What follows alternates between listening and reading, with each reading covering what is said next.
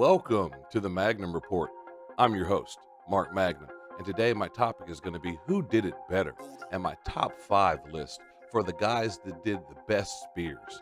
Now, before I get into that, please make sure you like, subscribe, share, and also please hit that notification icon so you don't miss out on new content.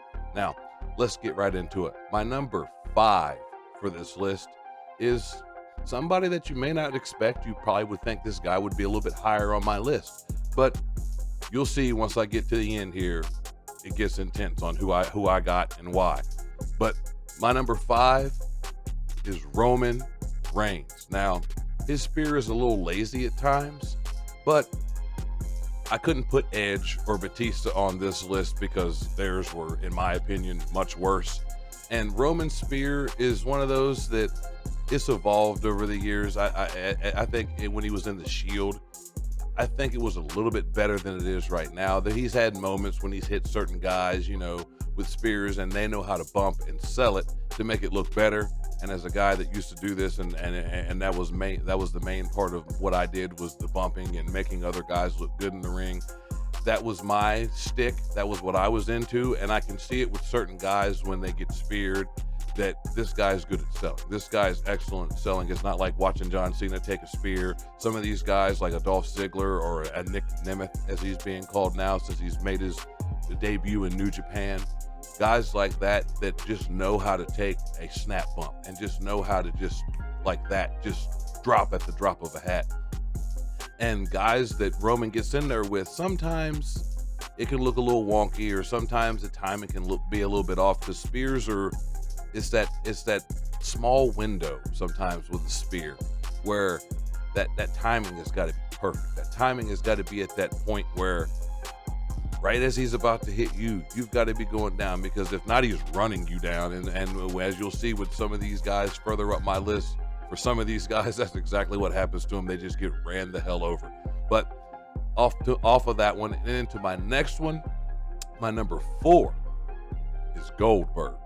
Now, Goldberg, and I'm going to preface this by saying OG Goldberg from the WCW days, and even in his early run in WWE when he came in after WCW was bought, and it was like a year and a half, 2 years before he came into WWE, his spears still look good. And now older Goldberg, he's kind of in the Roman Reigns category, where kind of got a little bit lazy.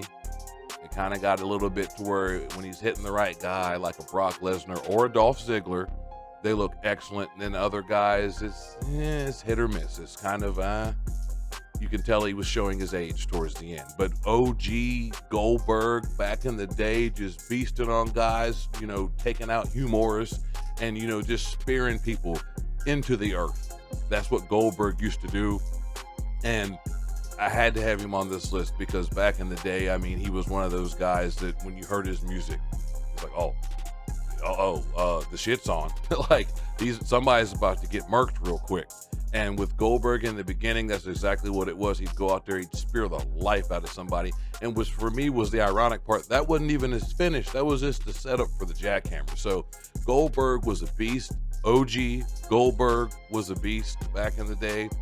As he evolved and got a little bit older, and he's one of those guys that truly didn't love the wrestling business, didn't watch it growing up. He was a guy that didn't make it in football, like a lot of, professional wrestlers.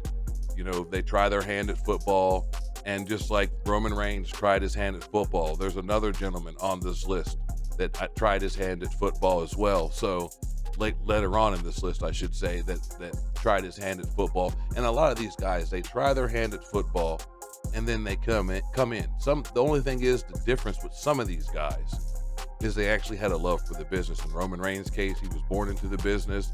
Goldberg, no. He just happened to be a guy that didn't make it in football, and he's big, he's beefy. Hey, let's see if we can make him a wrestler, and that's exactly what happened with him. Now, speaking of somebody else that's big and beefy, my number 3 is Bobby Lashley. Yes, the almighty Bobby Lashley.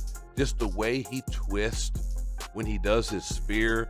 And then some of the guys, this goes back to me just on how guys sell, like how he speared the life out of Mustafa Ali to where he does backflips and stuff.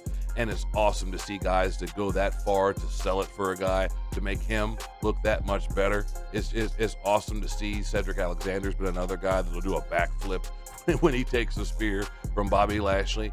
And Bobby Lashley is one of these guys that I think his spear's gotten better in time. Like at first it was just a spear.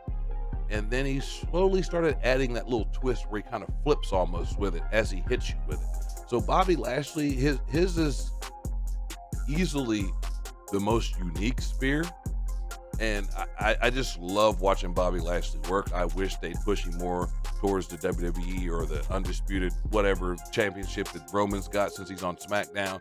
I wish he'd be going more in that direction, but now with Karrion Kross coming back, I guess we're going to see where that goes with them going with AOP or whatever this group's going to be called now, with Karrion Kross, AOP, Scarlett, and the returning Paul Ellering. So it's going to be interesting to see how all this works out. But for Bobby Lashley, more specifically, I wish they were doing more. I wish they were doing more with him because he's older.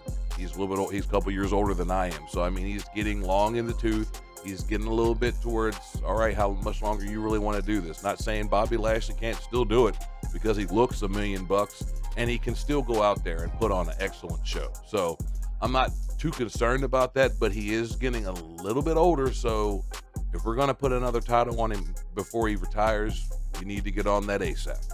Now, into my number 2. And this is going to be one that he was one of my favorites back in the day, in the old ECW days. And my number 2 is Rhino.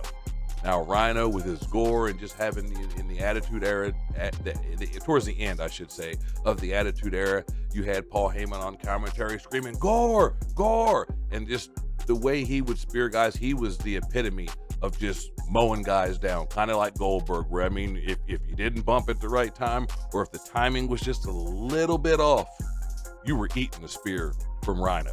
And it was just, he's another one of these guys that he was the guy that could hit you from angles where you'd springboard into a gore. You would, jump off the top rope into a gore. Rhino's gores, because his were different in the way that, like, Roman hits you with his shoulder and you fall. Goldberg runs through you.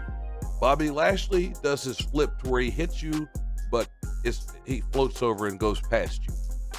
With Rhino, he would mow right through you like a big semi truck. He would just blow you apart. He would just run right through you. And Rhino's a guy that I don't think he got his just due in WWE. I think they could have done a whole lot more with him and his time, just how big he was, how girthy he was. I mean, the size of his legs alone, is just something to behold. I mean, I've met Rhino before. I've worked on shows with Rhino, where I know him. And it's just, he's one of those guys that I have the utmost respect for, because he's one of the coolest dudes that I've ever met in the wrestling business. And he's one of those guys that will actually talk to you and give you time and give you his insight. So he's an awesome guy in that regard, but at the same time, his spear, or in his case, his gore, cannot be touched. But on to my number 1, and that is Braun Breaker. Man, just the way this boy hits these ropes and just murders people, just murks them, just spears them out their boots. It's just, it's beautiful to see. And he's one of these guys that he sounds like his uncle. He wrestles like his dad. He's the great combination of both of those guys. And he's just got the power, and he's awesome. He's believable on the mic. I mean, you close your eyes and listen to some of his promos, and you'll swear it's Scott Steiner in there talking. But then you see what he does when he hits the ropes just for a clothesline. It's explosive.